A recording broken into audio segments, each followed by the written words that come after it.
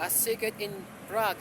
Karon nga BN at 8 p.m. onwards. After Frontline Pilipinas, dinhi sa TV5 lang gihapon. Is best. Idol ni Andrea Brillantes og ni Enrique Hill sa A Secret in Prague or in A Secret in Prague dinhi sa TV5 is best. But kumpara sa Blood versus Duty dinhi sa Kapamilya at 8 p.m. onwards lang gihapon is best. Sunod akong padas takpen sa Mandawi, Konsolasyon, Diluan, Compostela o Carmen. Napay Talisay City, Mingalinya,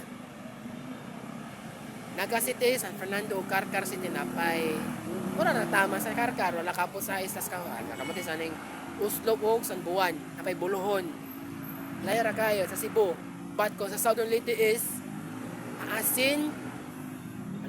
Maasin, Makruhon, Patiburgos, Limasawa, Balik, Patiburgos, Malitbog, Tomas Opos, Buntok, Sugod, Tipagon, Diluan,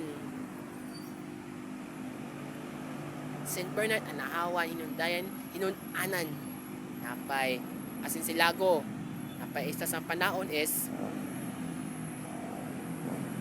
San Francisco, Pintoyan o San Ricardo, probinsya sa Southern Leyte, Philippines, naghihapon sa A Secret in Prague or A Secret in Prague. Idol ni Andrea Brillantes o ni Enrique Hill sa TV5 after Frontline Pilipinas dinhi sa Max Prime. Dili nga po sa TV5 patong para sa Blood versus Duty ni Carlo BN at 8 p.m. Manito Friday lang gyapon, more gyapon.